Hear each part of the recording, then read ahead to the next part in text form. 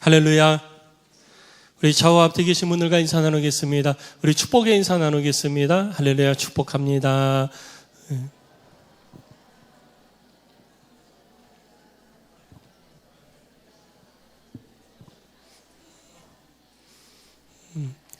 아직도 보니까 할렐루야, 축복합니다. 이걸로 끝나는 분들이 계세요. 축복하는 이유를 분명하게 얘기를 해주셔야 돼요.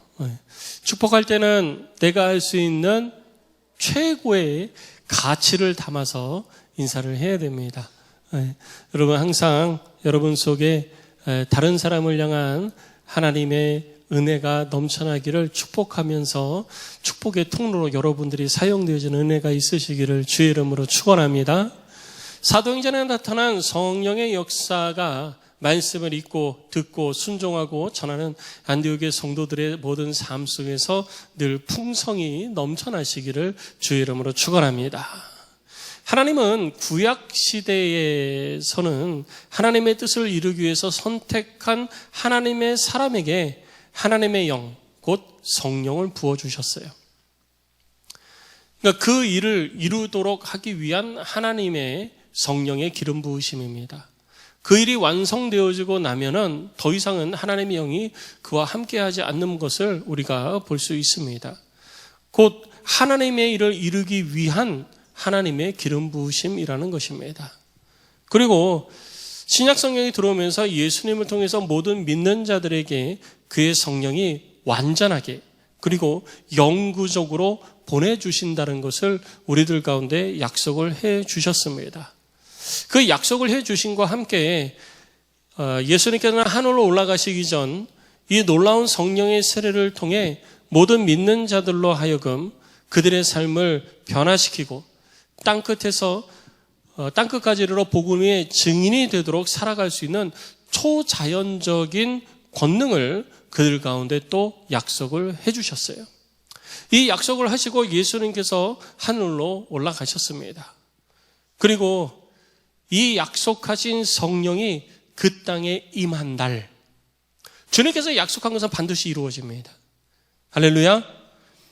그 약속이 우리들 가운데 이루어진 날, 그 날이 바로 오늘 우리가 사도행전 강의 네 번째 시간 함께 살펴볼 2장 1절로 13절의 내용입니다. 오늘 이 본문의 내용을 우리가 함께 살펴보면서 하나님께서 우리들 가운데 성령 세례를 주심을 통해 가지고 무엇을 하게 하셨는지, 그리고 우리가 왜 성령 세례를 받아야 되고 성령 세례를 받은 우리를 통해서 하나님은 이 땅 가운데 어떻게 자신의 일을 드러내시는지 우리가 함께 살펴보고 기도하는 시간을 갖도록 하겠습니다. 2장 1절 말씀에 기록된 것처럼 때는 오순절이 가까운 때였습니다. 우리가 알고 있는 것처럼 오순절은 이스라엘 백성들이 출애굽을 하고 난 이후에 6월절이 지난 49일의 다음 날이 되어집니다. 그러니까 7주가 지난 거예요. 7주가 지나서 77에 49일이 지난 그 다음 날 50일째 되는 날을 우리가 오순절이라고 하는 것입니다. 그래서 이때는 6월절과 오순절은 50일밖에 차이가 나지 않기 때문에 명절이 어떻게 보면은 6월절부터 오순절까지는 계속되어지는 거예요. 그리고 이 오순절을 우리가 77절이라고도 하고 지금은 우리가 맥주감사주일로 지키고 있는 것입니다. 바로 이 시기에 하나님께서 성령의 은혜를 저들 가운데 부어 주신 것입니다. 예수님의 제자들이 예수님의 말씀을 따라 너희는 예루살렘을 떠나지 말고 아버지의 약속한 성령을 기다리라 그랬잖아요. 그래서 예루살렘을 떠나지 않은 거예요. 예루살렘을 떠나지 않아서 예루살렘에 어디 머물겠습니까? 전부 다 갈릴리 사람들인데요. 그래서 그들은 예루살렘에 올 때마다 함께 머물렀던 마가의 다락방에 함께 모인 거예요. 부활하신 예수님과 함께 했던 사람들이 주로 120여 명의 사람들인데 그들이 하나님 예수님으로부터 성령의 약속을 받았습니다. 그래서 그들이 전부 다 예수님이 부활하시고 난 다음에도 흩어지지 않고 예루살렘의 마가의 다락방에 모인 거예요. 마가의 다락방에 모여서 저들이 예수님의 약속한 성령의 임재를 기다리고 있을 때였습니다. 성령의 임재를 기다리고 있을 때 그때 갑자기 놀라운 일들이 그들 눈앞에 펼쳐지기 시작을 한 거예요. 오늘 2절 말씀을 보면 호련히 라고 기록하고 있습니다. 갑자기 그런 거예요. 예비되어지고 준비되어진 것이 아니라 갑자기 하늘로부터 급하고 강한 바람 같은 소리가 있어 그들이 앉은 온 집에 가득한 현상이 발생되어졌습니다. 그리고 불의 혀처럼 갈라지는 것들이 각 사람 위에 하나씩 임한 것을 저들이 눈으로 보게 되어지는 역사가 나타났습니다. 성령의 임재는 바로 이런 모습으로 그들 가운데 나타난 것임을 우리들 가운데 설명을 해주고 있는 거예요. 그런데 이것은 실제로 이렇게 임한 것이 아니라요, 그때까지 경험하지 못한 것, 새로운 것들이 막 경험되어지는 거예요. 누가가 사도행전을 쓰면서 성령의 임재를 기록을 해야 되는데 성령의 임재에 대해서 뭐라고 기록할, 설명을 할 수 있는 단어가 없는 거예요. 뭐라고 설명을 해줘야 되는데, 예전에 우리 광고에 그런 거 있었잖아요. 몸에 좋기는 한데 뭐라고 어떻게 좋은지 말은 하고 싶은데 설명할 말이 없네. 하나님의 성령의 임재가 그런 거예요. 내가 이제까지 삶을 살아오면서 이런 현상들은 처음 보는 거예요. 그래서 뭐라고 얘기를 해주고 싶고 뭐라고 설명을 해주고 싶고 이 벅찬 이 느낌을, 이 감정을 표현을 해주고 싶은데 뭐라고 표현을 할 수가 없는 거예요. 답답해 미치겠는 거예요. 그래서 할 수 있는 미사여구를 다 동원하고 언어를 다 동원해서 표현한 것이 바로 오늘 본문에 있는 3절, 4절 말씀이라는 것입니다. 3절 말씀을 보면, 2절 말씀을 보면요, 급하고 강한 바람 같은 소리가 그들 가운데 있었습니다. 성령이 임하는데요, 무엇인가 알 수는 없지만 이 바람 같은 소리가 그 공간 안을 휩싸는 것을 경험을 하게 되어진 거예요. 뭐라고 말로 표현할 수가 없어요. 누가가 그 자리에 있는지 없었는지 모르겠지만 아마 사도행전의 내용을 보면 누가는 아마 그 자리에 없었을 것 같아요. 그 자리에 없고 이 성령이 임하는 소리가 어떻게 임했는지를 전에 듣고 그 전에 들은 내용을 기록을 한 거거든요. 그런데 얘기하는 사람들의 내용을 들어보면 이런 얘기를 하긴 하는데 뭐라고 명확하게 얘기를 해주는 사람이 없는 거예요. 여러분, 우리도 하나님의 성령의 임재에 대해서 뭐라고 명확하게 아주 깔끔하게 얘기해 줄 수 있는 사람이 몇 명이나 될까요? 제가 볼 때는 없습니다.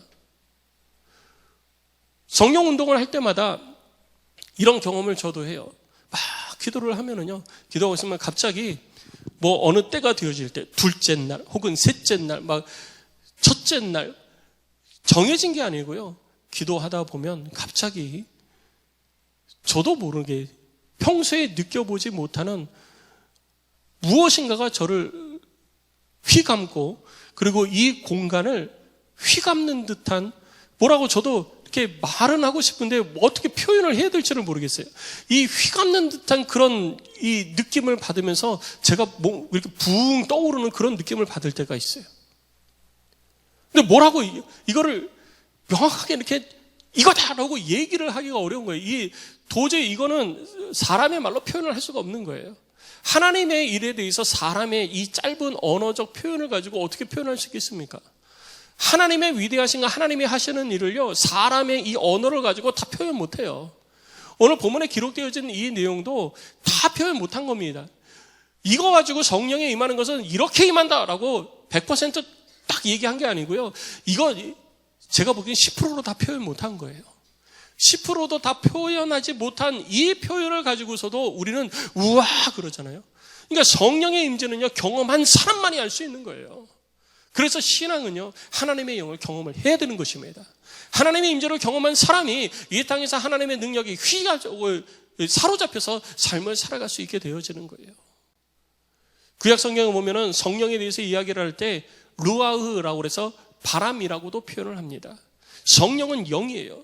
루아흐라는 것은 하나님의 영을 가리키는데 이 영이라는 것은 바람의 기인을 하고 있습니다. 그러니까 바람도 아닌데, 바람은 눈에 보이지는 않지만 느껴지지는 않지만 실체가 있잖아요. 바람을 어느 누구도 부정을 할 수는 없습니다. 바람이 분다라는 것을. 성령이 우리들 가운데 임하는 것을 눈에 보이지는 않지만 어느 누구도 부정할 수 없는 거예요. 이 땅에서 경험할 수 없는 것, 경험해보지 못한 것, 어느 누구도 느껴보지 못한 그 엄청난 것이 나를 막 휘감는데요, 뭐라고 표현을 할 방법이 없는 거예요. 그래서 그것을 그래도 어떻게 해서든지 표현하려고 표현한 것이 오늘 2절 말씀이라는 거죠. 그리고 이어서 3절에는 또 이렇게 이야기를 합니다. 그러한 것들이 마치 불의 혀처럼 갈라지는 것들이 그들의 각 사람의 위에 하나씩 임하여 있는 것을 보게 되어지는 거예요. 불은 불인데 타 죽지를 않아요. 불의 혀같이 막 갈라지고 무엇인가 막 머리 위에서 움직이는 게 보이기는 하는데 그게 뭔지를 모르겠어요. 불처럼 여겨지는 거예요. 막 이글이글거리고 막 뭐가 있는데 뭐라고 표현을 못 하겠는 거예요. 가장 이 누가가 표현할 수 있는 온갖 방법을 동원해서 표현한 것이 바로 불의 혀처럼 갈라지는 것들이 눈에 보이는 것처럼 보였던 것입니다. 내가 표현하고자 하는데 다 표현을 못하게 되어졌던 것입니다. 여러분, 세례 요한은 누가복음 3장 16절을 통해서 성령과 불로 세례를 받게 될 것이라고 우리들 가운데 예언을 했습니다. 그 예언대로 불이 임한 거예요. 불의 역할은 성경을 보면 여러 가지가 있습니다. 그 가운데 하나님의 불에 대해서 이야기를 할 때 하나님의 불은 우리들에게 부정한 것을 태우는 것을 가르쳐 줍니다. 성령의 불이 임하면요, 우리 속에 부정한 것을 태우기 시작하는 거예요. 그래서 성령의 은혜를 경험한 사람, 성령의 충만을 경험한 사람은요, 회개하게 되는 거예요. 회개하니까 성령의 은혜가 임하기 시작하는 것도 있지만 성령이 임하면은요, 가장 먼저 나타나는 것이 성령의 불을 통해서 회개의 역사가 나타나게 되는 것입니다. 성령의 불이 임하니까 내 속에서 내가 가지고 있었던 모든 죄악된 것들이 낱낱이 생각나기 시작하는 거예요. 견딜 수가 없는 거예요. 이것들이 막 태워지는데 내가 견딜 수가 없는 거예요. 그래서 하나님 앞에 막 성토를 하는 겁니다. 주님, 잘못했습니다. 주님, 제가 이러한 범죄를 했습니다. 하나님의 말씀에 불순종했습니다. 그러면서 그 모든 것들을 토설할 수밖에 없는 것입니다. 그래서 성령의 충만을 경험한 사람들은요, 회개의 은혜를 경험하는 거예요. 회개한다고 해서 내 죄가 여전히 내 속에 남아있는 게 아니고요, 내가 회개할 때 그 죄가 내 속에서 성령의 불로 다 타져 없어져 버리는 것입니다. 그러니까 그 모든 죄에서 자유케 되어지는 거예요. 내가 입을 열어 예수 그리스도의 십자가 앞에 내 죄를 자백하면 저는 미쁘시고 의로우사 우리의 모든 죄를 사하여 주시고 우리들의 죄가 주홍같이 붉을지라도 눈과 같이 희게 해주시고 다시는 기억하지 아니하시겠다라고 말씀하셨잖아요. 우리들이 하나님 앞에 회개하는데 그냥 회개는 내 잘못을 인정하는 것에서 시작합니다. 진정한 회개는 뭐냐? 그 죄의 모든 것들이 완전히 불태워져 버리는 거예요. 그러니까 성령의 충만을 통해서 회개를 경험한 사람은요, 다시는 그 죄를 범하지 않는 것입니다. 다시는 그 죄의 유혹에 빠지지 않는 거예요. 우리는 회개하고 또 죄짓고 회개하고 또 범죄하고 회개하고 또 잘못하고, 그래서 하나님 앞에 똑같은 것을 가지고 이렇게 잘못했습니다, 죄송합니다, 또 잘못했습니다, 죄송합니다, 하나님 제가 또 그랬네요, 하나님 죄송합니다, 이거 반복하잖아요. 근데 성령의 충만을 경험한 사람은요, 그 죄에서 완전히 돌이키는 온전한 회개를 경험하게 되는 것입니다. 다시는 그 죄를 반복하지 않는 거예요. 설사 반복한다 할지라도요, 그 죄 앞에 철저하게 하나님 앞에 토설하고 회개하면서 그 죄에서 점점 더 멀어지게 되는 것입니다. 이것이 바로 불의 역할이라는 것이죠. 그리고 성령의 불이 임하면요, 불이 뜨거워요. 뜨거워서 견딜 수가 없는 거예요. 뜨거워서 견딜 수가 없는 거예요. 불이 임하면요, 우리들 가운데 막 열정이 막 살아 움직이기 시작하는 거예요. 내가 이러고 있고 싶지 않은 거예요. 내게 이 은혜를 주신 하나님 앞에 내 모든 삶을 드리고 싶은 거예요. 우리들의 열정과 열심을 가지고도 주를 위해서 살 수 있고 교회를 섬기고 주를 섬길 수 있습니다. 내가 내 속에 있는 내 열심 가지고도 할 수 있어요. 그런데 그것은 한계가 있습니다. 한계에 딱 부딪히면요, 내가는 여기까지밖에 안 되나? 이렇게 생각하게 되어지죠. 그러나 성령의 충만을 경험한 사람은요, 그 한계를 뛰어넘어서 나의 모든 것을 주님께 바치면서 삶을 살아가는 것입니다. 죽음도 두려워하지 않는 자가 되는 것이에요. 그래서 수많은 목회자들이요, 이 성령의 불을 통해서 그 심령이 뜨거워지니까 하나님 앞에 서원하는 거예요. 내가 일생을 주님을 위해서 드리겠습니다. 내가 일생을 주를 위해 바치겠습니다. 그래서 목회자로 선교사로 그렇게 헌신을 하는 것입니다. 뭐 다 그런 건 아니에요. 100% 그런 건 아닙니다. 그 중에는 내가 하고 싶어서 이왕이면 목사 되지 이렇게 해서 한 사람이 있을지도 모르겠어요. 그런데 저의 경험과 제 주변에 교제하는 목사님들을 통해서 제가 살펴보건대 목회자들이 목회자로서 하나님 앞에 서원하고 헌신하면서 삶을 사는 것은 바로 이 성령의 불로 말미암아 하나님 앞에 온전한 헌신을, 이 열정을 주체할 수 없어가지고 자신의 삶을 하나님 앞에 드린 결과물인 거예요. 그러니까 그 열정을 가지고 삶을 사니까 시간을 낭비할 수가 없는 것이고요, 무엇을 하든지 죽게 하듯 할 수밖에 없는 거예요. 더 이상은 내가 내 삶의 주인이 되어지지 않는 것을 발견하게 되는 것입니다. 이것이 바로 하나님이 불로 성령을 우리들 가운데 부어주신 것을 나타내 주신 거예요. 단순히 머리 위에 불꽃 같은 일어나는 것만이 전부 다가 아니고요, 왜 불로 우리들 가운데의 성령의 임재를 나타내 주시는가라는 것에 대해서 우리는 다시 한번 깨달을 수 있어야 되는 것입니다. 부정한 것을 태우고 하나님의 말씀의 능력이 나타나서 그 말씀 앞에 순종하고 말씀대로 삶을 살아가는 자가 될 수 있도록 하는 것이 바로 성령 충만의 은혜인 것입니다. 성도 여러분, 주를 위해서 살기를 원하십니까? 성령 충만하십시오. 성령 충만하면요, 내가 그렇게 하려고 하지 않아도 주를 위해서 살아가게 되는 것입니다. 내 속에서 불을 일으켜서 주를 위해서 삶을 살아가게 하는 거예요. 이 불이 식으니까 주를 위해서 충성도 안 하고 헌신도 안 하는 거예요. 이 열정이 식으니까 언제부턴가 주를 향한 열심이 내 속에서 사그러지게 되는 것입니다. 그렇게 성령의 불을 힘입어서 내가 열심을 내어 주를 위해서 살겠다고 결심한 자들에게 하나님께서 주시는 선물이 있어요. 성령도 선물이지만 하나님께서 또 다른 선물을 주시는데요, 그것이 바로 성령의 은사인 것입니다. 하나님께서 성령의 은사를 우리들 가운데 주심으로 통해 가지고 하나님의 향한 이 열정을 가지고 삶을 사는 사람들에게 한계를 돌파할 수 있도록 해주시는 거예요. 내가 주를 위해서 삶을 살고자 하는데 내 힘에 한계가 있잖아요. 그런데 그 한계를 뛰어넘어서 주의 일을 이루도록 하시는 것이 성령의 은사인 것입니다. 그래서 성령의 은사를 경험한 사람은 하나님의 일을 하나님의 능력으로 하기 시작하는 거예요. 내 힘으로 내가 주의 일을 하는 게 아니고요, 내 속에서 성령이 충만해서 그 다음부터서는 주님이 내 속에서 일하기 시작하는 거예요. 내가 일하는 게 아니고 주님이, 성령이 우리들 가운데에서 일하기 시작을 하는 것입니다. 그래서 오늘 본문의 말씀을 보면 마치 불의 혀처럼 갈라지는 것들이 그들에게 보여 각 사람 위에 하나씩 임하여 있더니 4절에 이렇게 얘기합니다. 그들이 다 성령의 충만함을 받고 그리고 성령의 말하게 하심을 따라 다른 언어로 말하기를 시작하니라. 성령의 충만함을 받고 그리고 성령의 충만함을 받아서 주를 위해서 열심과 열정을 가지고 삶을, 주님의 나라와 영광에서 삶을 살아가는 자들에게 하나님께서 은사를 주시는 거예요. 능력을 주시는 거예요. 권능을 주시는 것입니다. 이 권능은 세상이 감당할 수 없는 권능이에요. 세상이 줄 수 없는 권능입니다. 세상에 지위가 있다고 해서, 높은 지위에 있다고 해서 이 권능을 나타내는 것이 아닙니다. 내가 세상에서 재물이 많고 부자라고 해서, 가진 것이 많다고 해서 이 능력을 나타낼 수 있는 게 아니에요.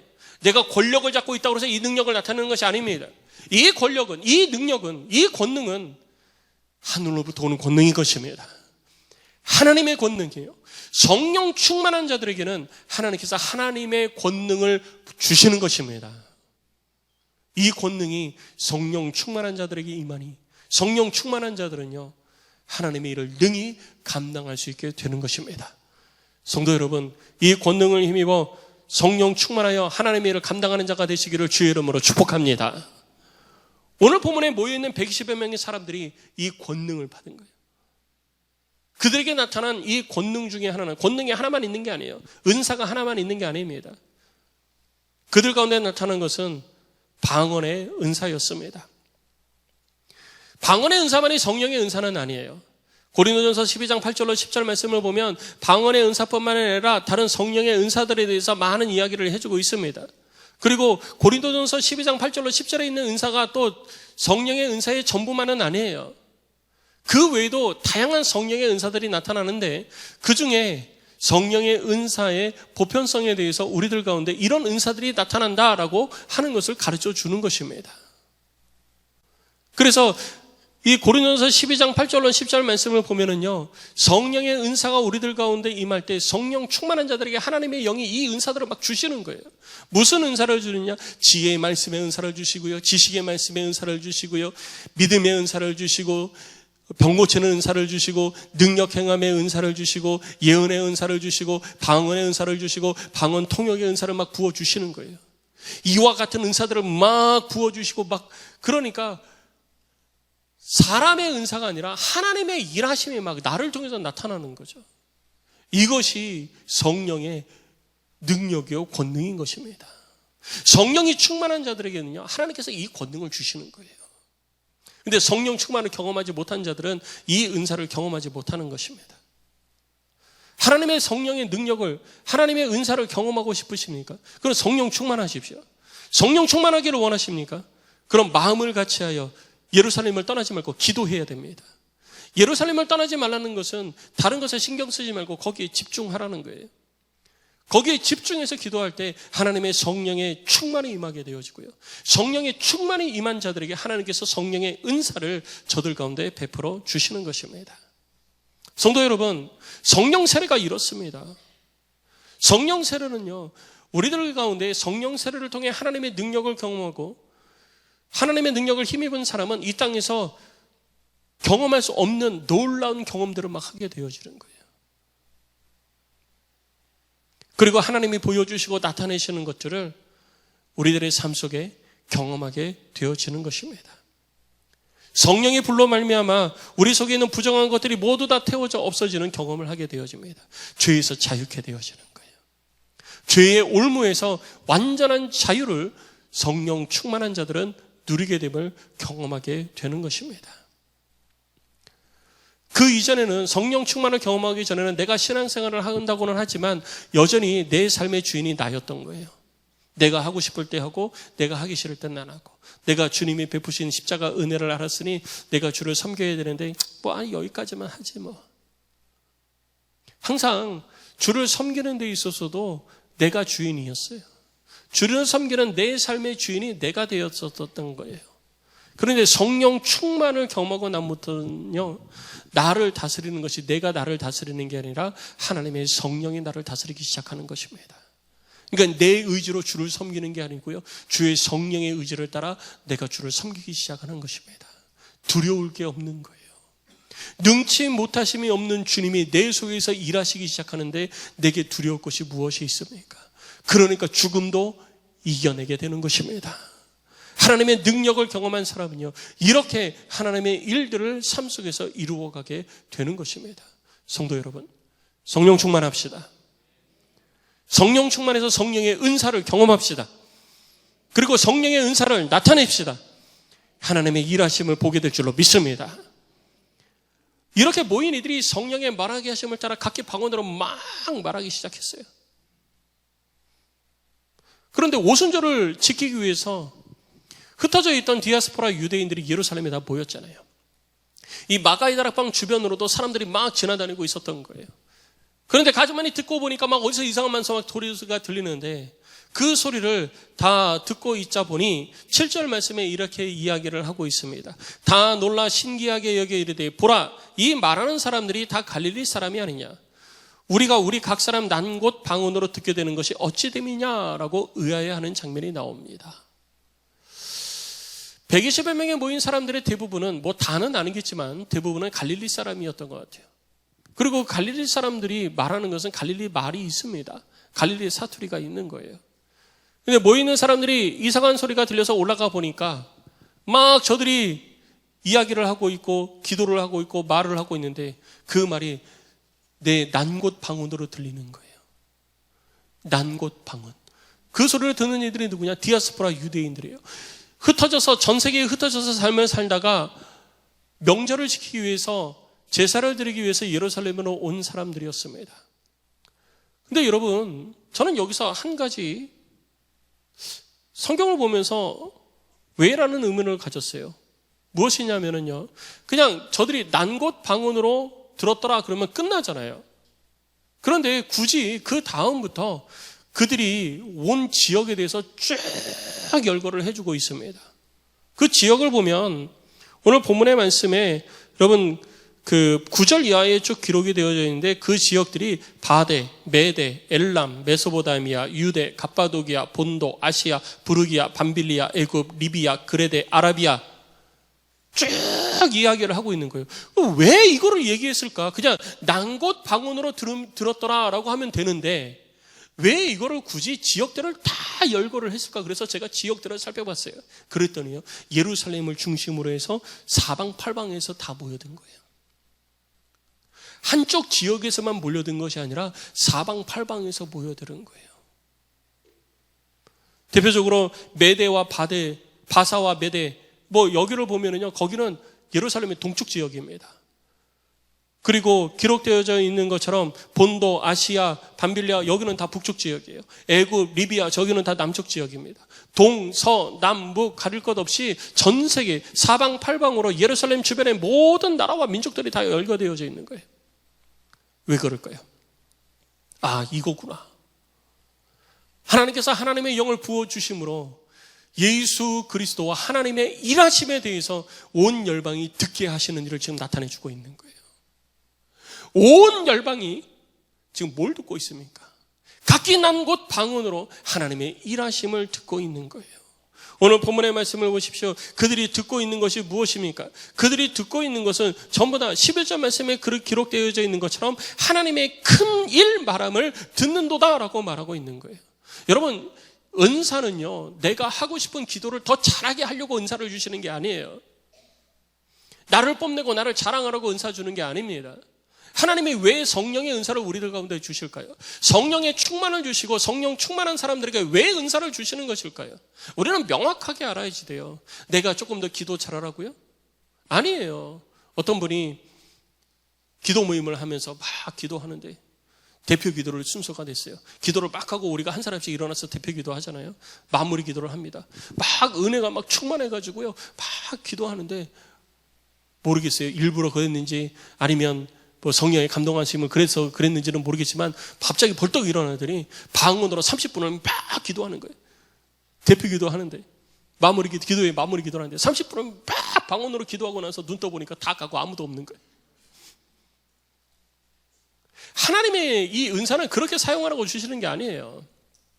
하나님의 은사를 왜 주실까요? 하나님의 큰 일 행하심을 열방에 선포하라고 하나님께서 성령 충만과 은사를 주시는 거예요. 하나님이 우리를 불러서 성령 충만을 주시는 이유가 뭐예요? 온 열방에 예수 그리스도의 십자가 복음을 전하라는 거잖아요. 땅끝까지 이르러 복음을 전하라, 복음의 증인이 되라. 그것을 위해서 하나님의 성령을 부어주시는데 성령을 부어주셔도 내 힘 가지고는 안 되잖아요. 그러니까 거기다 능력까지 주시는 거예요. 권능까지 주시는 거예요. 하나님의 능력, 세상에 감당하지 못하는 하나님의 능력까지 주시면서 뭘 하게 하시느냐? 온 열방 가운데 하나님의 큰일 행하심을 드러내게 하시는 것입니다. 이것이 바로 성령 충만과 성령의 은사를 주시는 우리들을 향한 하나님의 뜻인 것입니다. 성도 여러분, 복음의 증인으로 살기를 원하십니까? 성령 충만해야 됩니다.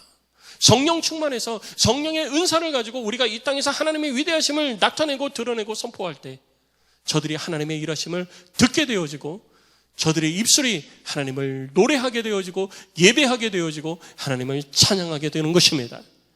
이것이 바로 성령 세례와 성령의 은사가 우리들 가운데 주어진 목적인 것입니다. 누가복음 24장 47절에 또 그의 이름으로 죄사함을 받게 하는 회개가 예루살렘에서 시작하여 모든 족속에게 전파될 것이 기록되었으니. 그리고 사도행전 1장 8절 우리가 잘 아는 것처럼 오직 성령이 너희에게 임하시면 너희가 권능을 받고 예루살렘과 온 유대와 사마리아 땅끝까지 이르러 내 증인이 되리라 하시니, 이 모든 것들을 우리들이 함께 함축해서 이야기를 한다면요, 예수의 이름으로 죄사함을 받게 하는 회개가 권능을 받은 그의 증인들을 통해 모든 나라와 민족에게 전해지게 하는 것이 성령 충만을 우리 가운데 부어주는 목적이라는 거예요. 하나님의 성령 세례를 통해서 하나님의 은사를 경험한 사람들은요, 온 세계 열방 가운데 하나님의 일하심을 나타내야 되는 거예요. 증거하는 것입니다. 단순히 은사를 자랑하고 은사를 드러내게 하려고 하나님께서 하신 일이 아닌 거예요. 그래서 베드로와 요한의 기도 시간에 성전에 올라가다가 나면서부터 안전뱅이로 있던 자를 향하여서 그의 질병을 고쳐주시고 한 것이 무엇입니까? 예수를 전하는 것이었습니다. 성령에 이끌려 삶을 살아가는 바울이 수도 없이 성령에 이끌려 삶을 살아온 그 모든 내용들은 무엇입니까? 하나님의 복음을 전하게 하기 위하여서 하나님의 성령이 바울에게 부어지게 되어진 거예요. 오늘 이 세대를 살아가고 있는 우리들, 예수를 믿는 믿음을 가지고 그리스도인이라 불리워지고 있는 우리들이 하나님의 뜻을 이루는 온전한 그리스도인으로서 삶을 살아가기 위해서는 바로 이것이 필요하다는 것입니다. 성령의 충만, 그리고 성령 충만한 자들에게 부어주시는 성령의 은사, 이것이 우리들 가운데 넘쳐날 때 우리는 그리스도인다운 그리스도인으로서 이 땅에서 하나님의 나라와 영광을 위해서 삶을 살아가는 자가 되는 것입니다.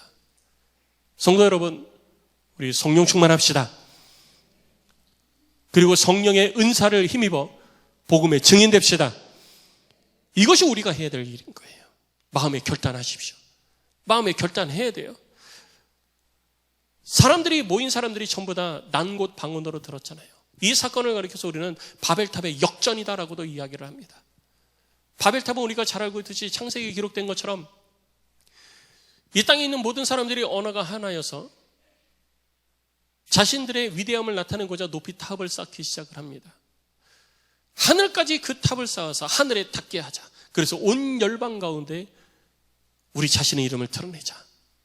그때 하나님께서 그 일을 옳게 보지 아니하시고 그 탑을 무너뜨리시죠. 무너뜨린 방법이 무엇입니까?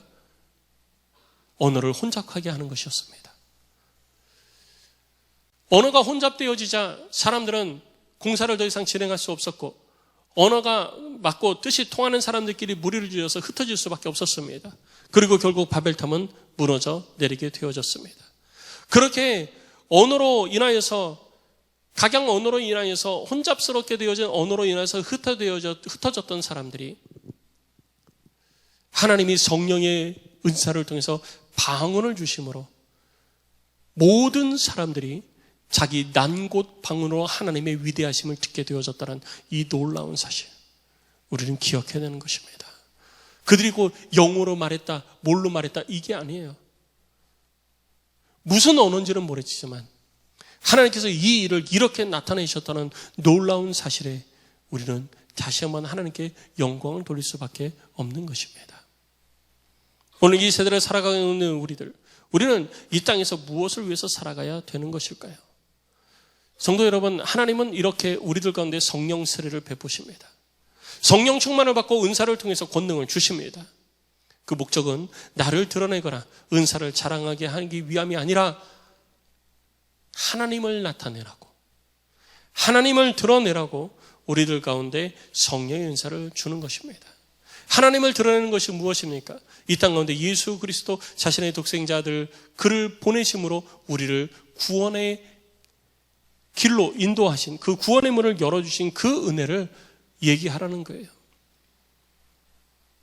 성령의 각양 은사를 통해서 이것이 단순히 말로만 되어지는 것이 아니라 하나님의 놀라운 능력이 있음을 우리 가운데 또 열방 가운데 드러내라는 하나님의 우리를 향하신 뜻입니다.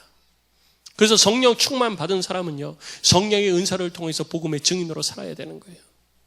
내가 복음의 증인으로 살지 않을 때 그 은사는 우리 속에서 사그러져 가게 되어지는 것을 여러분들이 기억하실 것입니다.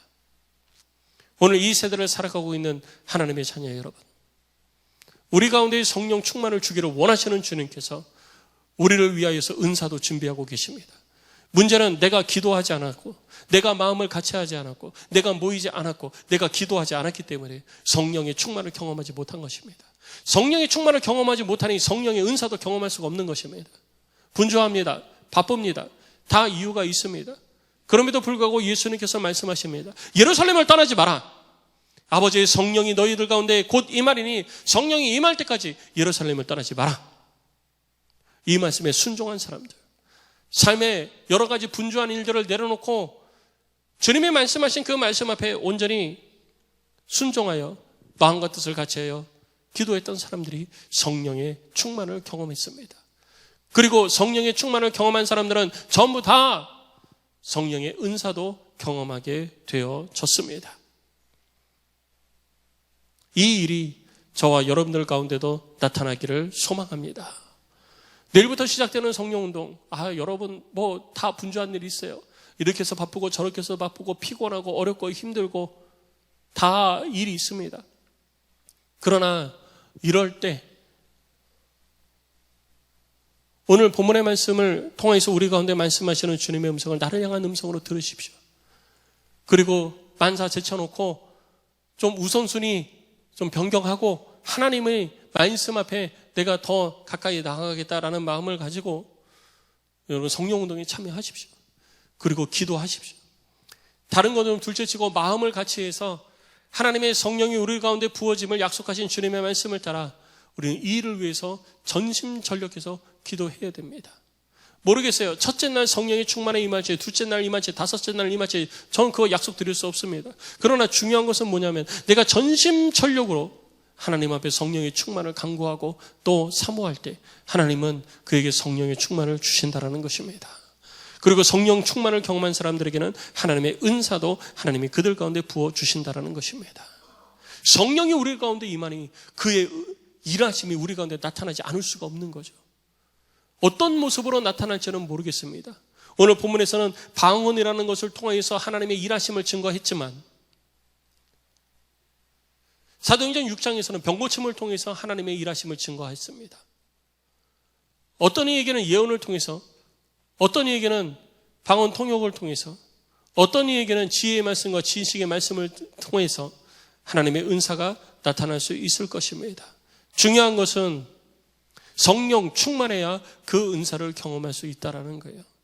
성령 충만하지 않은 자가 어떻게 하나님의 은사를 경험할 수 있겠습니까?